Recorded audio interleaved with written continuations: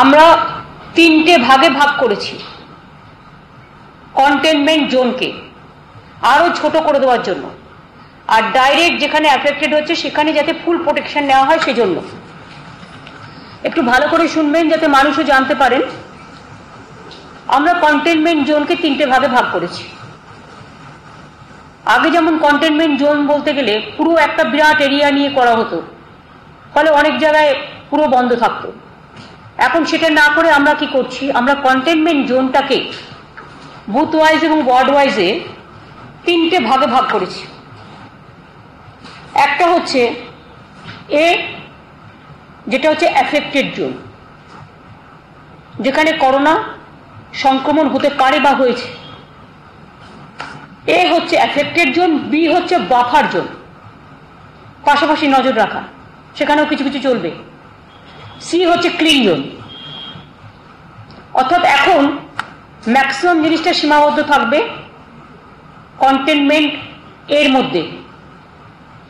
বিতে অনেকটাই খোলা থাকবে, সি তো পুরোটাই খোলা থাকবে। আমরা এটা আপনাদের কাছে আমার ক্লিয়ার হয়েছে। আমরা 21 তারিখের দুদিন টাইম নিচ্ছি এই কারণে, কারণ আমরা ওয়েট করছিলাম সেন্ট্রাল গভর্নমেন্টের ইনস্ট্রাকশনটা দেখার জন্য। 21 তারিখে আমরা বলছি যে বড় দোকানগুলো সব খুলে যাবে, একমাত্র কন্টেনমেন্ট অ্যাফেক্টেড জোন ছাড়া সব বড় দোকানগুলো 21 তারিখে খুলে যাবে। আর 27 তারিখ পর্যন্ত টাইম দেওয়া হয়েছে কলকাতা পুলিশ কমিশনার, মেয়র পরিষদে যেটা Firhad Hakim, DG, ADG law and order, home secretary এবং মিউনিসিপ্যালিটি সেক্রেটারি, এদের নিয়ে একটা কমিটি হবে, মিটিং হবে।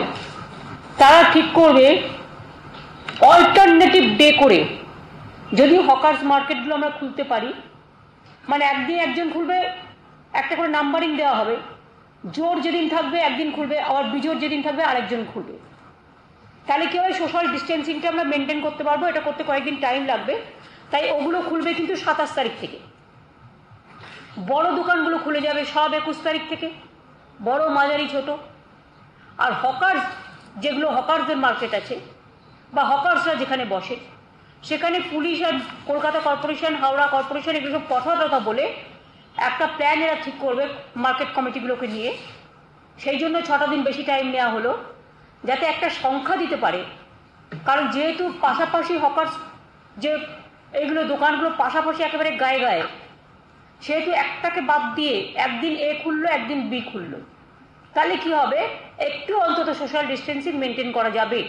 যেহেতু করোনাটাকেও একেবারে মানে নেগলেক্ট করার দরকার নেই, করোনাটাকেও সিরিয়াসলি নিতে হবে, কিন্তু লোকের জীবিকা, যেটা জীবন জীবিকা, সেটাকেও চালু রাখতে হবে।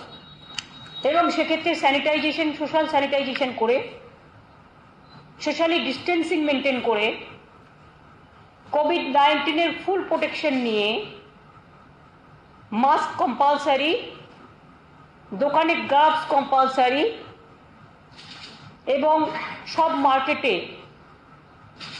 স্যানিটাইজেশন করতে হবে, করে তবেই অল্টারনেট ডেতে হকার্সরা দোকান খুলতে পারবে। ফুটপাতের নিচে নয়, ফুটপাতের ওপর পর্যন্ত যারা আছে। এটা 27 তারিখ থেকে খুলবে। তার আগে পুলিশ কমিশনার এবং যে কমিটি গড়ে দেওয়া হয়েছে সেই কমিটি বসে একটা করে পাস ইউজ করবে, একটা জোর সংখ্যা, একটা বেজোর সংখ্যা। জোর সংখ্যা কার নামে, বেজোর সংখ্যা কার নামে, হকার্স কমিটিগুলোকেও ডেকে নেবে। তাহলে কি হবে, কর্পোরেশনে নিশ্চয়ই একটা রেকর্ড আছে, পুলিশের কাছে একটা রেকর্ড আছে, তাহলে আমরা বুঝতে পারবো কোন দোকানটা কার, এবং নাম্বারিং করে দেবো 1 2 3 4 5 করে।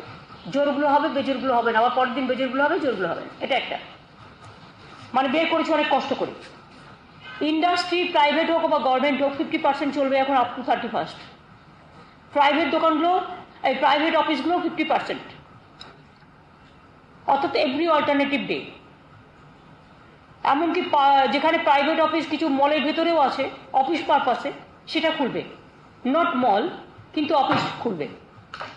হোটেল আমরা খুলতে বলছি সোশ্যাল ডিস্টেন্সিং মেনটেন করে, কারণ হোটেলে কিন্তু আলাদা আলাদা ঘরে থাকে, সুতরাং সোশ্যাল ডিস্টেন্সিংটা মেনটেন হয়।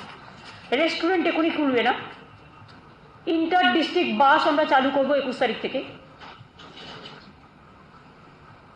এবং গভর্নমেন্টের যত বাস আছে গভর্নমেন্ট চালু করবে। আমি প্রাইভেট যারা আছে তাদেরও অনুরোধ করবো সোশ্যাল ডিস্টেন্সিং মেনটেন করে যদি চালাতে পারেন প্লিজ চালান দয়া করে। এই সময়টা মানুষকে হেল্প করা আমাদের সবচেয়ে বড় কাজ। যা হচ্ছে সেটাই ভালোভাবে হোক না, এটাকে ভালোভাবে নিতে হবে মানুষের সেবার কাজে।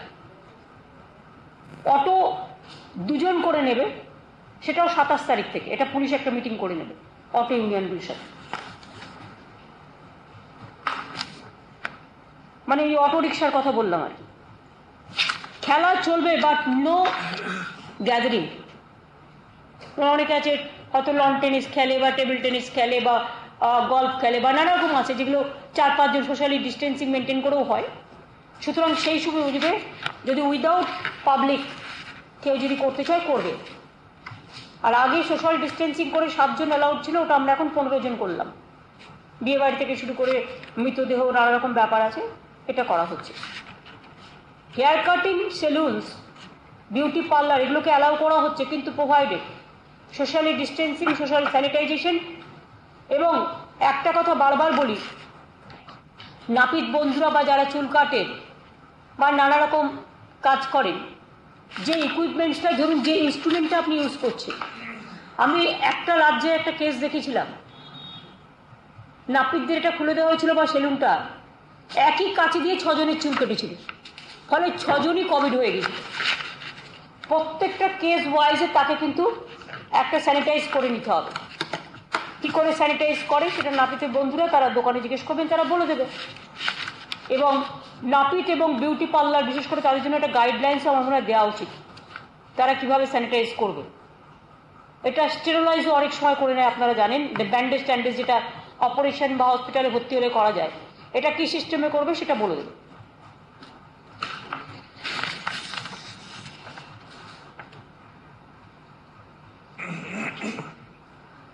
সেন্ট্রাল গভর্নমেন্ট বলছে কারফিউ, অল ইন্ডাস্ট্রি কিন্তু 50% গভর্নমেন্টের সাথে চালু হয়ে গেল অল্টারনেটিভ ডে।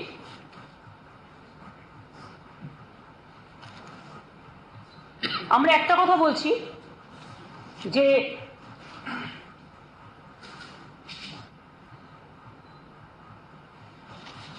সেন্ট্রাল গভর্নমেন্টের ইনস্ট্রাকশন আমি দেখেছি, ওরা বলেছে কারফিউ চলবে সন্ধ্যে 7টা থেকে সকাল 7টা।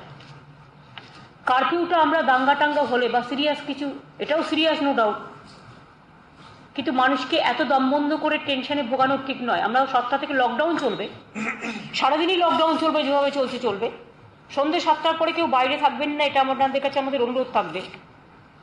আমরা যাতে কারফিউ আইনটা আপনাদের উপর না বলবৎ হয় এটা মাথায় রাখবেন। আমরা অফিসিয়ালি কারফিউ ডিক্লেয়ার করছি না, কিন্তু লকডাউন চলবে। কাজে সন্ধ্যে 7টার পরে কেউ বেরোলে বা জমায়েত করলে সেখানে কিন্তু পুলিশ অ্যাকশন নেবে। সেটা যাতে না হয়, আপনাদের মুক্ত মনে মুক্ত বিশ্বাসে আমরা বাড়িতে ভালোভাবে থাকার জন্য আমরা অ্যালাউ করলাম। কারফিউ শব্দটা ঠিক ভালো লাগে না, খুব এমার্জেন্সি ছাড়া কারফিউ আমরা কখনো করি না। কাজে সবাই ভালো থাকবেন, এই জন্যই বলছি মনটা ভালো রাখবেন। এবং পাবলিক আমাদের খুব কোঅপারেশন করেছেন, সবাই, জনসাধারণ থেকে শুরু করে দোকানদার থেকে শুরু করে স্থানীয় মানুষ, ক্লাব, সকলে। এবং সামনে ঈদ আছে, আমি সংখ্যালঘু ভাই বোনদের ধন্যবাদ জানাই, কৃতজ্ঞতা জানাই, তারাও এই রমজান মাসে ফুল কোঅপারেশন করেছেন। ঈদের সময়ও প্লিজ দয়া করে করবেন, এবারটা তো জানেন লকডাউন করে দিয়েছে। কাজে আমাদের ইচ্ছে থাকলেও আমরা ঘরে যেভাবে প্রে করি আমরা সেভাবেই করব। কোনো অ্যাসেম্বলি যেহেতু বারণ করে দিয়েছে সেন্ট্রাল থেকে, লকডাউনে চালিয়ে দিয়েছে, আমি কারফিউ না করেও আপনাদের বলছি যাতে কোনো সম্প্রদায়কে নিয়ে কেউ রাজনীতি করতে না পারে। আসুন আমাদের দায়বদ্ধতা আমরাই পালন করি, যেভাবে আপনারা করছেন। আপনাদের অনেক অনেক ধন্যবাদ। দেখুন, পয়লা বৈশাখও আমরা করতে পারিনি, রমজান মাসও আপনারা বাড়িতে বসে করছেন, ঈদও হয়তো আপনাদের বাড়ির মধ্যে করতে হবে। আমি জানি এটা মানা খুব কঠিন, কিন্তু আমি এটাও বিশ্বাস করি আপনারাই পারেন এই অবস্থা থেকে যাতে কেউ কোনো চক্রান্ত করতে না পারে, ষড়যন্ত্র করতে না পারে, বদনাম করতে না পারে, অপপ্রচার করতে না পারে, আর বাংলাকে দোষ দিতে না পারে। সেই জন্য আসুন, আমরা সর্বধর্ম সমন্বয়ের মানুষ, আমরা একত্রিত হয়ে আমি আপনাদের আগামী ঈদ মোবারক, চাঁদ মোবারক জানাচ্ছি। সকলে ভালো থাকুন, সুন্দর থাকুন। আপনাদের ধর্মীয় সম্প্রদায়ের লোকেরাও অনেক দায়িত্বপূর্ণ রেসপন্সিবিলিটি পালন করেছেন, আমি সকলকে, আমার মন্দিরের পুরোহিত থেকে শুরু করে, মসজিদের ইমাম থেকে শুরু করে, গুরুদ্বারা গির্জা থেকে শুরু করে আমি সবাইকে কৃতজ্ঞতা জানাচ্ছি। সকলে ভালো থাকুন, সুস্থ থাকুন। আগামী দিন যাতে এই কয়েকটা দিন কষ্ট করলে যাতে ভালো হয়, তার কারণ হচ্ছে দেখতে পাচ্ছেন আমাদের অনেক লোক বাইরে থেকেও আসছে। আজকে প্রায় বাংলাদেশ থেকে ফ্লাইটে 160 জন এসছে, 70 জন। তাদের কোয়ারেন্টাইন করে রাখা হয়েছে। এর মধ্যে জেনে রাখুন বাংলায় প্রায় 2 লক্ষ লোক বাসে ট্রেনে তার উপরে এসে গেছে, 2.5 লক্ষ 3 লক্ষর মতো ইতিমধ্যেই। ট্রেনও এসেছে, বাসও এসেছে, প্রচুর। আমি বিভিন্ন রাজনৈতিক দলগুলোকে বলবো কোঅপারেট করুন। এটা রাজনীতি করার সময় নয়। কেউ কেউ ভাবছেন সস্তা রাজনীতি করার জন্য একে ওকে তাকে উস্কাই, দয়া করে উস্কাবেন না। কারণ ওটা উস্কাতে গেলে কিন্তু কোভিড-19টাকে, করোনাটাকে উস্কাতে হবে। দেশটাও যেমন আমাদের, রাজ্যটাও আমাদের, গ্রামাঞ্চলগুলো আমাদের, শহরাঞ্চলগুলো আর আমাদের, পাড়াগুলো আমাদের, ক্লাবগুলো আমাদের, সবাইকে ভালো থাকতে হবে। তাই একটা সিস্টেমের মধ্যে আমরা চলছি। বর্ডারে যেই আসুক ইনফরমেশন দিয়ে আসবেন, যাতে আমরা আপনাদের খোঁজ খবরগুলো রাখতে পারি। সন্ধ্যে 7টা থেকে সকাল 7টার মধ্যে আসবেন না, কারণ লকডাউন চলবে, যেহেতু সেন্ট্রাল গভর্নমেন্ট কারফিউ করে রেখেছে। আমি ট্রেনের কথা আপনাদের আগেই বলেছি, আমাদের ইতিমধ্যেই 10টা ট্রেন, কটা এসছে এর মধ্যে? 16টা। এর মধ্যে 16টা ট্রেন এসে গেছে। এর মধ্যে 16টা ট্রেন আমাদের এসে গেছে। এখন কিন্তু আগে 1200 ছিল, এখন কিন্তু এটা 1600-1800 হয়ে গেছে প্যাসেঞ্জার। কয়েক হাজার ঢুকে গেছে। বাসে, ট্রেনে সবকিছু মিলে প্রায় 2.5-3 লাখ ঢুকে গেছে। এখন ট্রেনে আসলেও তাদের তোমার বাড়ি, তার জেলায় পৌঁছতে হচ্ছে, তাকে একটা হেলথ স্ক্রিনিং করতে হচ্ছে, তাকে মনিটরিং করতে হচ্ছে। কতগুলো আপনারা জানেন জায়গা খুব ভালনারেবল হয়ে গেছে। দিল্লি বলুন, চেন্নাই বলুন, মহারাষ্ট্র বলুন, গুজরাট বলুন, ইউপি বলুন, হরিয়ানা বলুন, ইন্দোর বলুন, এরা সবাই যখন এসব জায়গা থেকে আসছে, এক তো বেচারারা খুব মানে কাউকে ঠিকমতো দেখেও নি। আমাদের এখানে বলতে পারেন একটাও কমপ্লেন নেই। আমরা সবাইকে সাধ্যমতো চেষ্টা করেছি, ভাবিনি আমার বা ওদের। আমরা সবাইকে মনে করি এদেশের লোক, নাগরিক। অন্যান্য অনেক জায়গায় খেতে দেয়নি, পাইনি, ভালো করে থাকতে পাইনি, ভালো করে ঘুমোতে পারিনি। মানে যারা মাইগ্রেন্ট ওয়ার্কার, খুব কষ্ট হয়েছে, অনেকে মারা গেছে। কিন্তু আমি তাদের অনুরোধ করবো ধৈর্য হারাবেন না, একটু ধৈর্য ধরুন। এত লোককে কেউ বলে দিচ্ছে 20 লাখ 25 লাখ, এটা ঠিক নয়। সংখ্যাটা তো আমাদের কাছেও থাকবে। শুধু বাংলার লোকেরাই সারা ভারতবর্ষে ছিল আর ভারতবর্ষের কোনো লোক আমাদের এখানে নেই, এটা ভাবা ভুল। আমার এখানেও হিন্দিভাষী লোকের সংখ্যা 40%-এর কম নয়, এটা মাথায় রাখবেন। তারাও তো আমার দেশের কোথাও না কোথাও কোনো প্রান্তের লোক। আমরা সবাই চাই এখানেই থাকুক, ভালো থাকুক। তেমনি আমাদেরও শ্রমিক যারা আছেন, পরিযায়ী শ্রমিক, সব রাজ্যকেই বলবো প্লিজ টেক প্রপার কেয়ার। একদিন আমার ঘাড়ের ওপর ঠেলে দিলে তো একদিনে অত লক্ষ লোককে আমি কি করে গ্রামে ঢোকাবো? গ্রামের লোকেদেরও তো একটা রেজিস্ট্যান্স হচ্ছে কখনো কখনো। মনে রাখতে হবে, একটা ট্রেন থেকে আসা মানে, যদি একদিনে 5টা ট্রেন আসে, তার মানে 10,000 লোক ঢুকলো। এই 10,000 লোককে গ্রামে পৌঁছানোর বা জেলায় পৌঁছানোর ক্যাপাসিটি কি? কোভিড লড়বো না আবার ঝড় আসছে, সাইক্লোন লড়বো, কি যেন আমপান না আমপানা, নাকি বাইরে থেকে সব একসাথে এসে ঢুকছে, সব একসাথে তাদের আমি স্ক্রিনিং করব? কোনটা করতে পারি? রাজ্যে কাউকে তো ভালো থাকতে হবে। রাজ্যের ভালো যারা বোঝেন তাদের কাছে আমার অনুরোধ থাকবে, গভর্নমেন্টকে টাইম দিন প্ল্যানিং করে করতে। এটা আমাদের সবার ব্যাপার। এখন যখন সবাই হুড়মুড় করে একসাথে আসতে চাইছেন, আমরা একটা প্ল্যান করেছি। এভাবে অনেককে আমরা নিয়েও এসছি। কেউ কেউ ঘোলা জলে মাছ ধরতে নেমেছেন, প্লিজ দয়া করে নামবেন না। আমাদের দায়বদ্ধতা আছে, দায়িত্ব আছে, যেহেতু আমরা ক্ষমতায় আছি। আপনাদের ক্ষমতায় নেই বলে আপনাদের কোনো দায়বদ্ধতা মানছেন না, যা তা বলে দিচ্ছেন। আমরা 105টা ট্রেন বলেছি অলরেডি, প্লাস 15টা এসছে, অর্থাৎ 120টা ট্রেন। 100টা ট্রেনের আমরা অলরেডি অর্ডার দিয়েছি, বুক করেছি। 15টা অলরেডি এসছে, তার মানে 115। আমরা 2-3 দিনের মধ্যে আরও 120টা ট্রেন চাইব, যাতে 15 দিনের মধ্যে আমরা 5-6টা করে ট্রেন ডেলি নিয়ে আসতে পারি। দেখব আমরা সেটা রেলকে বলে, এবং এটার খরচা টোটালটাই রাজ্য সরকার বহন করবে। তাহলেও কিন্তু মনে রাখবেন 235টা শুধু ট্রেন আসলো মানে কত লক্ষ লোক ঢুকছে বুঝতে পারছেন তো? 3.5-4 লাখ ওটাটাই ঢুকে যাবে, প্লাস বাসে বাসে আরও কয়েক লক্ষ ধরুন। কেউ কেউ বলছেন বাস পাঠিয়ে দিন, ওখান থেকে নিয়ে আসুন নিজের টাকা দিয়ে। আমি তাদের বলবো নিজেরাও একটু কিছু করুন, এটা রাজ্যেরও দায়িত্ব। এটা তাই বলা ছিল আগে, প্রথমে বলা হয়েছিল 1 মার্চ, এই হ্যাঁ 1 এপ্রিল না 1 মে বলা হয়েছিল, 1 মে। যে যে রাজ্যে থাকবে মাইগ্রেন্ট ওয়ার্কাররা সেই রাজ্য তার দায়িত্ব নেবে। আমরা দায়িত্ব নিয়েছি, অন্যান্য রাজ্যে যারা ছিল তারা অনেকে খেতে পাচ্ছে না। এবং আর একটা দায়িত্ব ছিল, আমার রাজ্য থেকে যদি কেউ যেতে চায় অন্য রাজ্যে, আমি তাকে পৌঁছে দেওয়ার ব্যবস্থা করব। তাহলে অন্য রাজ্যে যারা আছে তাদের আমার রাজ্যে পৌঁছে দেওয়ার দায়িত্ব তাদের। কিন্তু আমরা এটা করছি, অনেকে কিন্তু করছেন না। আমরা কিন্তু ইতিমধ্যে অনেককে পৌঁছে দিয়েছি, এবং মহারাষ্ট্র থেকেও রিকোয়েস্ট আছে, আমরা পৌঁছে দেবো, দিক করেছি।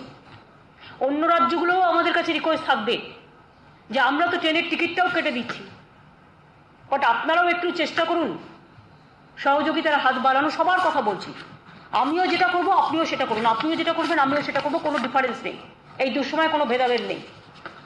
সুতরাং 235টা ট্রেন আমরা 15-20 দিনের মধ্যে আগের 100টা নিয়ে আমরা প্ল্যান করব, যাতে রেলওয়ে 15 দিনের মধ্যে এক দিনে 6টা করে ট্রেন ঢোকা মানে প্রায় আমার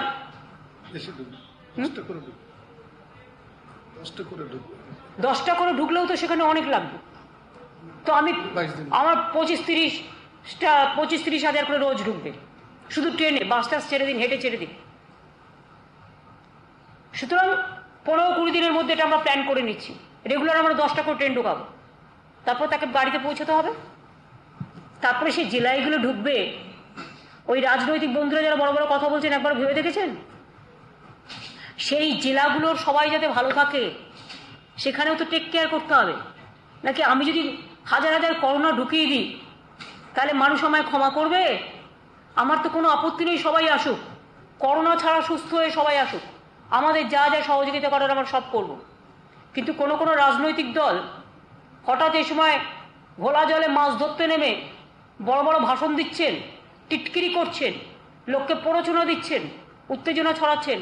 তারা যখন পাওয়ারে ছিলেন তারা কি কি করেছিলেন আমার জানতে হবে। 2 হচ্ছে সেন্ট্রাল গভর্নমেন্টও যারা আছেন বড় বড় ভাষণ দিচ্ছে, লজ্জা করে না? আজকে মাইগ্রেন্ট ওয়ার্কারদের কাছ থেকে টাকা নিচ্ছে। আগে একটা ট্রেন প্রতি 10 লাখ 6.5 লাখ নিতেন, 7.5 লাখ, এখন আবার সেটাকে 10 লাখ করে দিয়েছেন।